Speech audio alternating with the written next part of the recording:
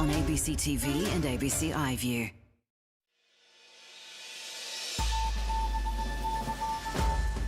Tonight, Israel launches strikes on dozens of targets in Iran, prompting a wave of drones in retaliation. Hello, I'm Nakari Thorpe. This is ABC News, New South Wales.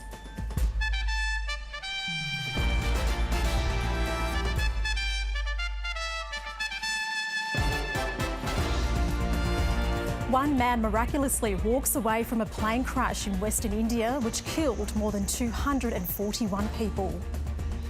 Police investigate the cause of an early morning explosion that's left a Sydney apartment block in ruins. And Australia's hopes at the World Test Cricket Championship on the knife's edge.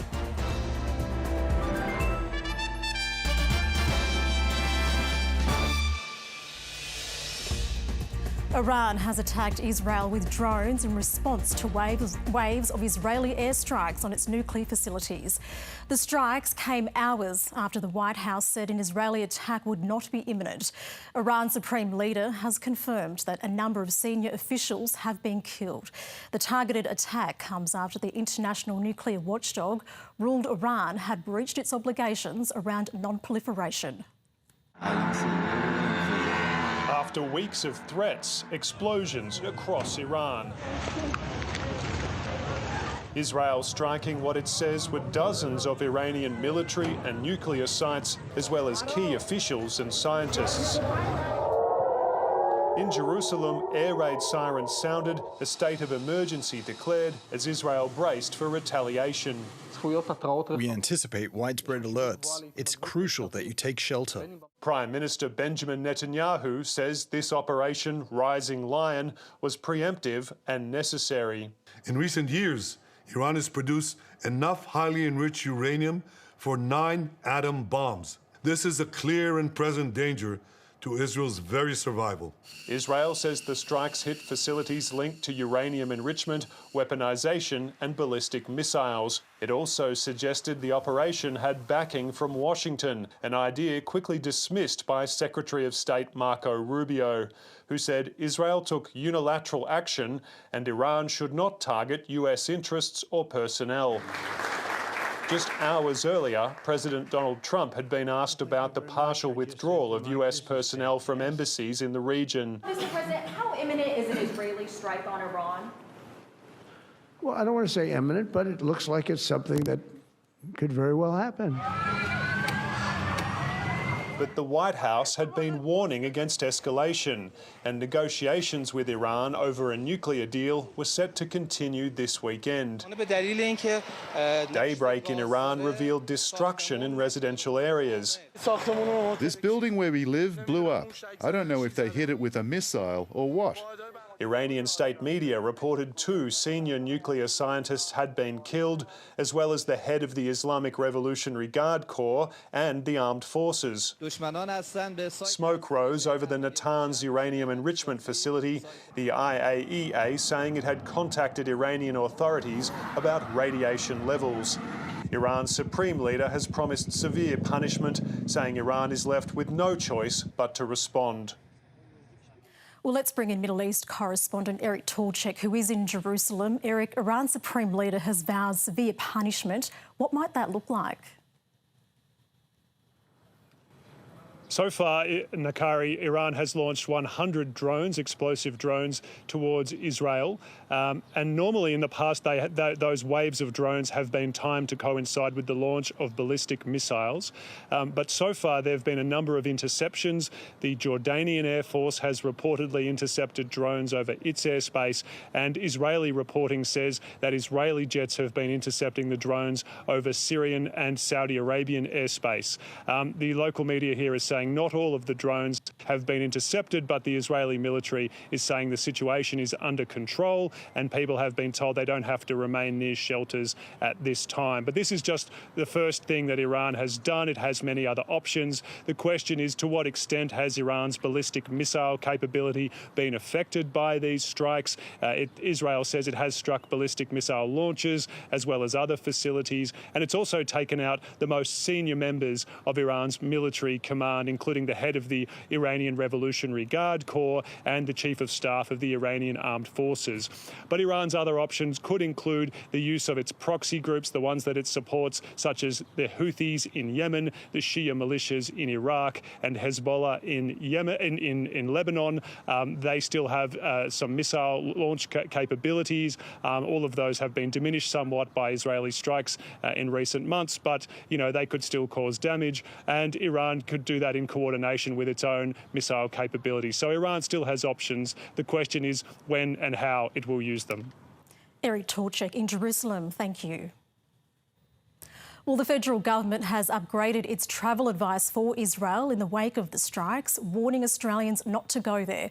Both the Prime Minister and the Foreign Minister have called for dialogue and de-escalation. Anthony Albanese making the plea while in the Pacific nation of Fiji for a meeting with its Prime Minister on his way to the G7 in Canada. National Affairs correspondent Jane Norman is travelling with Mr Albanese. A colourful welcome overshadowed by global turmoil. The Prime Minister was winging his way here to Fiji when Israel struck Iran. Anthony Albanese has told reporters the government is upgrading travel advice to the region. We, of course, are very conscious of the threat that Iran becoming a nuclear state would represent to peace and security in the region as well. We want to see these issues resolved through dialogue. For days, Australian officials have been on edge about the prospect of a renewed conflict in the Middle East. Foreign Minister Penny Wong has revealed she met with Israel's ambassador yesterday and urged both parties to prioritise dialogue and diplomacy. That call went unheeded. Australia is alarmed by the escalation between Israel and Iran. This risks further destabilising a region that is already volatile. While the world waits to see how Iran responds, the Prime Minister is pushing ahead with his trip to Canada for the G7 summit. It's there that Anthony Albanese is hoping to have his first face-to-face meeting with Donald Trump to urge the US President to stay the course on the AUKUS submarine pact. But with the White House now preoccupied with the prospect of all-out war in the Middle East, the US President's attendance at the summit now seems less likely than it did this morning. The only survivor of a plane crash in Western India has miraculously walked free after the flight disaster killed more than 241 people. Authorities are continuing to recover bodies as DNA tests are used to identify the victims. The Air India plane was bound for London's Gatwick Airport when it made a sudden descent shortly after takeoff. South Asia correspondent Meghna Bali begins our coverage from Ahmedabad. And a warning, this story contains distressing details. Emerging from the wreckage, shaken, bleeding but alive, British national Vishwas Kumar Ramesh staggers into the arms of emergency crews. I don't know how I survived. For some time I thought I also was going to die. The sole survivor of a fiery crash that killed the remaining 229 passengers and 12 crew on board. Vishwas Kumar Ramesh was sitting in seat 11A aboard the Boeing 787 Dreamliner. The plane took off from Ahmedabad Airport bound for London's Gatwick at 1:38 p.m. local time on Thursday. Almost immediately after takeoff, it sent a mayday call, reaching a height of 625 feet before starting to come down and crashing in a densely populated area of the city. The temperature went so high that there was no opportunity to rescue anyone. The aircraft striking a medical college near the airport, with parts of the plane's fuselage and tail scattered around smouldering buildings. We could see some parts burning, just like this wing lying over here. Distraught family members have converged on Ahmedabad Hospital. What bodies are these? So many bodies. Some didn't have feet or hands. They were just completely burnt. Relatives asked to provide DNA samples for identification. Among the dead, the Syed family, 4 British nationals visiting India for Eid and a wedding. Just before boarding, Inayat Syed messaged the family WhatsApp group goodbye. Hours later, his brother sat in his home holding that final message. I tried calling, but his phone was switched off. This is the last message I got. I wish to keep every memory of him alive. It's a devastating loss for the close-knit joint family. Inayat was one of 7 siblings. His mother is still in shock. She's not able to accept it. Indian Prime Minister Narendra Modi has visited the crash site and met the sole survivor in hospital. Air India says it's actively working with authorities to locate the cause of the crash.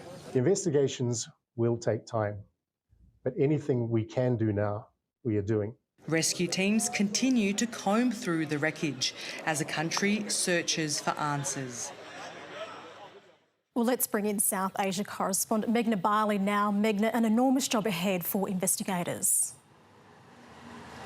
Nakari, indeed, it's been a heartbreaking 24 hours here in Ahmedabad. I've been hearing absolutely gut-wrenching stories. Just earlier today, I spoke to the Sayed family who lost 4 members in this crash, their bodies, charred beyond recognition, and their families now sort of inconsolable and absolutely confused about what's happened. A DNA centre has been set up in the city hospital where families like the Sayed family are going and handing in their samples so that they can identify their loved ones. Meanwhile, Indian authorities, US and UK investigators have descended upon the wreckage site and are combing it for any clues as to what's happened. And just moments ago, we've just heard that a video recorder that's usually found in the cockpit of the plane has been recovered. Now, Prime Minister Narendra Modi also in Ahmedabad today inspecting the rescue efforts. Meghna Bali reporting. Thank you. Well, among those on board were young families, tourists and a former politician. The sole survivor is a British citizen, but his London-based family say they are not celebrating. Thousands of kilometres from the crash site, the London family of the flight's sole survivor is relieved, but it's mixed with grief and uncertainty as the survivor's brother is still missing. We don't know what happened to his brother. We don't heard anything. There were 53 Britons on board flight AI-171. Air India confirmed 52 lost their lives. In London's northwest, the Hindu faithful have come to offer prayers for the victims and their families. They are saddened, shocked as well, and they turn to the mandir, the temple, for comfort as well as solace in this very difficult time of grieving. Like many of their passengers, most of these temple goers are from the Gujarati community. The mood is very much sombre and one of sadness. Very tragic accident, and we are really saddened. We are at the airport, just boarding. Goodbye, India. British couple Fingal and Jamie Greenlaw-Meek posted on social media just before they boarded the fatal flight. News from India is absolutely devastating, and I speak for the entire country in saying our thoughts are with each and every one of those involved. The UK government has set up crisis teams for grieving families and is deploying crash specialists to assist Indian authorities with their investigations. Vigils will be held in the coming days as the impact of this tragedy reaches far beyond the crash site. Elias Kluwer, ABC News, London. There's a political tug-of-war growing over US President Trump deploying the National Guard on the streets of Los Angeles. A US District Court judge ruled the president's move was unlawful and ordered the National Guard to return to the control of Californian Governor Gavin Newsom, who had brought the case. But 2.5 hours later, a US appeals court paused that ruling, allowing President Trump to temporarily maintain his deployment. The appeals court will properly consider the lower court's decision next week.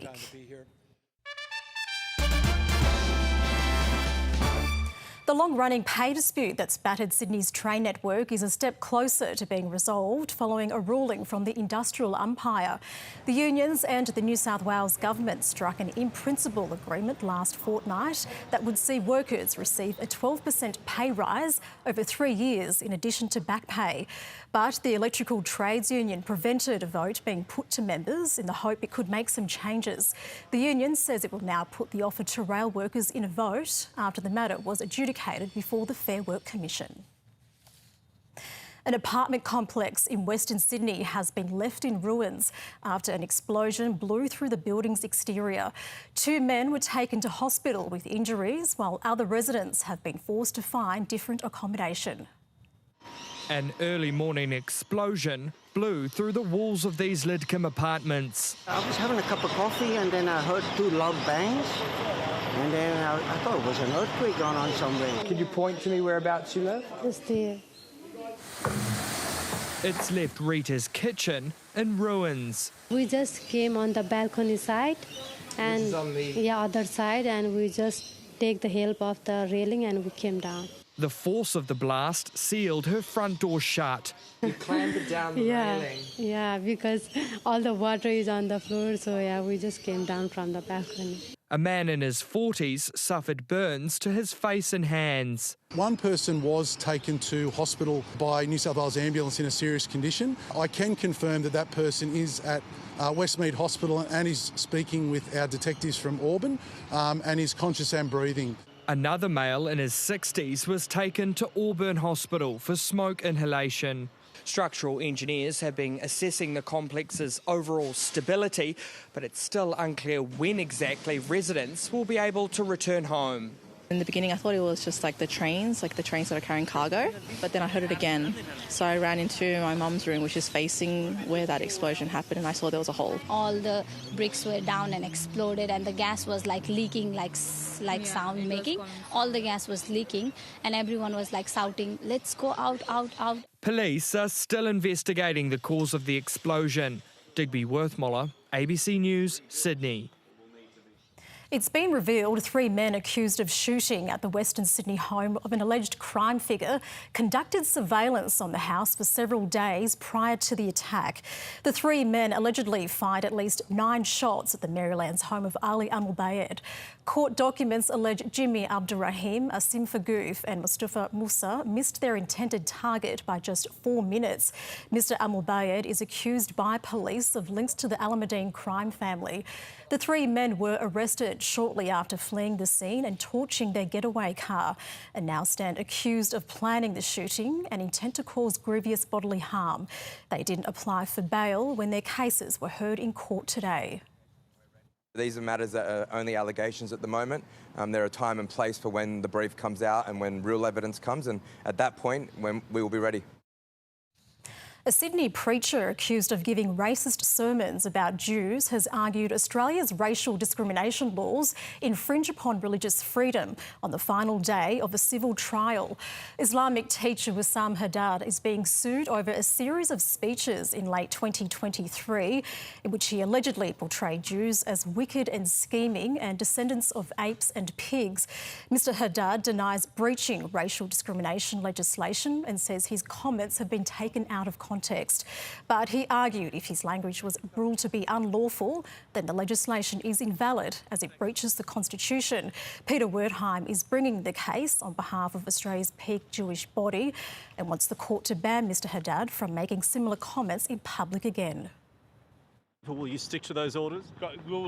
Obviously, we'll deal with the court orders when they come. Thank you so much. Will you respect the court's decision? We always respect the court's decision. Thank you so much. It's a tragedy when our institutions fail us and citizens are left to fend for themselves by having to pursue a private remedy for a public wrong. A Sydney man who unknowingly received 7 parking fines has hit out at how long it's been taking for a ban on limitless infringements to begin. More than 6 months after the Minns government claimed to be ending the practice, rangers are still issuing fines without attaching notices to vehicles. In the inner Sydney suburb of Surrey Hills, parking is at a premium. It's total cat and mouse with all the revenue rangers. We just wait for our tyres to be marked, then we do a bit of car Tetris with the other people who work in the local area. It's a game Jai Smith lost repeatedly and unknowingly until one day his registration was cancelled. It seems I'd acquired 7 parking fines having no idea, parking around the corner from work. He says the penalty notices never arrived in the mail, even though he'd updated his address. Now, we had no idea that we'd been ticketed because there was no tickets left on the window. In November, the state government passed legislation banning the practice, but it is yet to take force, as Mr Smith learnt when he received yet another fine after the reforms. And so I contested one of my fines early this year and was told that even though it was in the media, that none of the laws had actually come into effect yet. The ABC can reveal ticketless infringements will finally be outlawed on July the 1st. But that's still a long time between a law being passed and anything affecting just the normal person. Asked why the government is taking so long to enliven the ban, the minister says it had given councils a reasonable period to make the necessary changes. There's nothing stopping councils introducing those notifications immediately today. Of all the councils in New South Wales, the City of Sydney rakes in the most from ticketless fines, collecting more than $40 million in a single year. The council told the ABC it won't revert to traditional tickets until it's legally obliged to next month. I'm sure they're going to lose a huge source of revenue as this comes in because it will be a deterrent, and I think that's why they're avoiding it. With the revival of physical fines, Mr Smith hopes he'll become a smaller source of council funds. Alexander Lewis, ABC News, Sydney. An inquiry into a devastating bushfire in the ACT in 2020 has found the crew of a defence helicopter who accidentally started the blaze made an error of judgment when they failed to alert authorities. The fire burned through most of Namadgi National Park and crossed the border into New South Wales, destroying homes and farmland. It was sparked by the helicopter's searchlight during an unplanned toilet stop. When the crew saw the flames, they took off again, and it was around 45 minutes before Defence alerted authorities. The crew said they were completely focused on their own safety, but the coroner found that wasn't plausible and said they should have at least told air traffic control. The fire went on to burn for 5 weeks. Defence says it will review the report. ABC radio personality James Valentine has revealed he's being diagnosed with cancer for a second time. The veteran presenter was originally diagnosed with a tumour in his esophagus in December 2023 before having a procedure to remove it the following April. Today, he told 702 ABC Radio Sydney that cancer has been detected in his omentum, situated in the abdomen. You know, I've got a scan of only 2 or 3 months ago. It's got nothing on it. And I've got a scan of a week or so back that's like, oh, it's there. You've got tumours in the omentum. So I won't be returning to afternoons immediately. I've got 3 months of chemo and immunotherapy to deal with and to go through.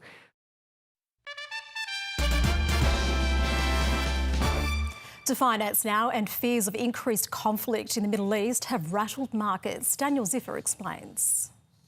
The Middle East is ancient, beautiful and contested. An expanded conflict will further shake up the world economy. These figures are largely from before the missiles started landing. Looking ahead, the futures market is worried things will get worse. The oil price soared, inevitable because the region is a key producer of the black juice that powers our economy. The price of a barrel of crude oil surged 11% in trading and then trimmed back. If that maintains, you'll pay more at the Bowser. But let's zoom out a bit. The price has been, this year, below where it was a decade ago. Gold is a store of wealth, a security in tough times, so no surprise up today as investors fret. Our dollar dropped nearly a full percentage point as the news broke, moderating only in the hours after. The share market dipped lower, meaning it was essentially flat across the week. And this week, Aranesh Narayan Maharaj, the former CEO of now-defunct stockbroker BBY, appeared in court charged with aiding and abetting dishonest conduct. Regulator ASIC says it's complex, and they're not kidding. We're talking about alleged offences from 2014. There have been multiple prosecutions in the decades since. This news actually came out a few days ago, but on the timeline for dealing with allegations of white-collar crime in Australia, that's the blink of an eye. And that's finance. Australia's captain, Pat Cummins, has joined the 300 Test Wicket Club, producing an inspired spell of bowling to skittle South Africa for 132 on day 2 of the World Test Championship at Lords. But Australia failed to make the most of its 74-run first innings lead as the Proteas bowlers struck back, with batting collapses the tale of the day. It was Pat Cummins at his inspired best. In the air, gone. Beautifully bowled. All goes. And what a catch. The paceman becoming the 8th Australian to take 300 Test wickets and the first fast bowling captain since 1982 to take 5 wickets in an innings at Lords. I think as a fast bowler as well, 300s, something I always kind of thought about as, pretty good sign of kind of durability and, longevity. So, I feel pretty proud to join that group. Number 300 at the home of cricket. The Proteas started the day teetering at 4 for 43. Captain Temba Bavuma showing his intent early as he and David Bedingham tried to resurrect their innings. Oh, boom. But his expansive shot-making became his undoing. To the air, taken. Good shot catch. From there, Cummins took control as South Africa lost its last 5 wickets for just 12 runs. While Australia basked in Cummins' brilliance, South Africa's own pace weapon fired up. Kagiso Rabada again ripping through Australia's top order, removing Usman Khawaja and Cameron Green in the same over for the second time this test. Edged. Brilliant from Rabada. He triggered a spectacular top order collapse, Australia crashing to 6 for 66.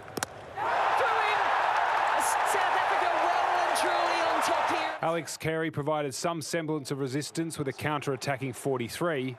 It's his go-to shot and he plays it very well. But the afternoon belonged to the Proteas as Australia limped to stumps at 8 for 144, a lead of 218. Tom Wildey, ABC News.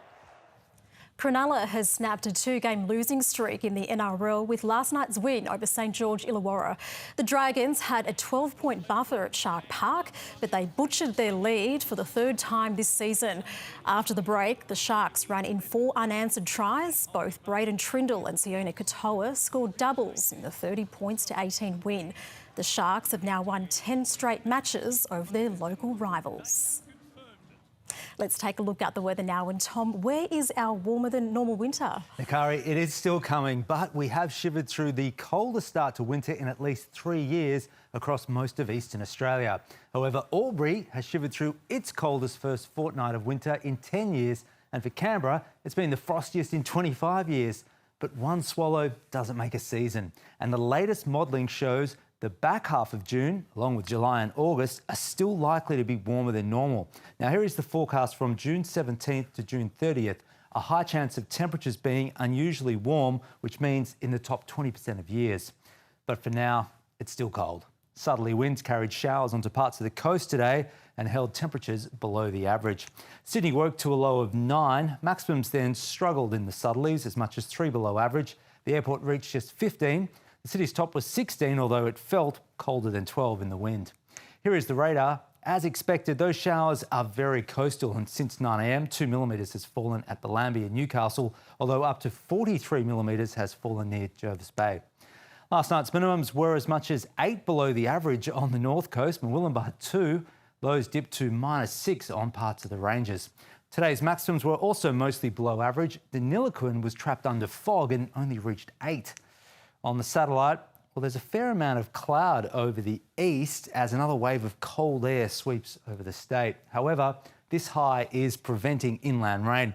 To the west, the next cold front will bring further much-needed showers to South Australia tomorrow. That includes Adelaide, a top of 15, a frosty night for the southeast, down to 4 in Hobart and Melbourne, -3 in Canberra. An icy night also for New South Wales, minimums close to freezing across the west and well below 0 along the ranges. So for the northeast, down to -2 in Glen Innes and Armidale. A dry day will follow over the inland, and Armidale should climb above 10 for the first time all week. The chance of showers for the lower Hunter and also the southern mid-north coast. For the southeast, severe frost on the ranges, -4 in Orange. A partly cloudy day with the chance of showers on the coast north of about Batemans Bay. To the west then, frost and fog for most towns, then partly cloudy and dry until some light showers arrive over the southwest in the evening. Maximum temperatures will range from 13 in the far south up to 21 in Tibooburra. On the waters, strong winds will continue along the north coast where the seas will average up to 3 metres. Calmer conditions for the south. Now for Sydney, partly cloudy. There's a chance of showers near the coast. It's only a slight risk for the inland. Southwest to southerly winds to 20 kilometres per hour.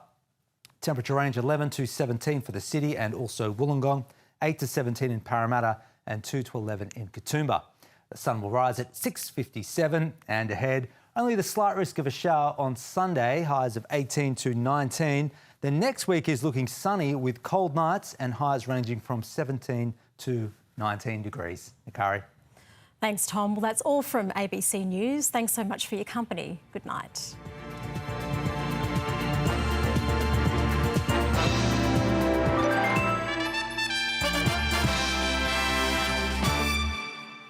As each day begins, from your neighbourhood, across the country and around the world. stay informed, Stay connected. stay in the know with Australia's trusted news source. ABC News. On ABC TV and ABC iView. Wednesday. Hydro homies like me know you got to splash out on something called a water bottle. $90 for an adult sippy cup.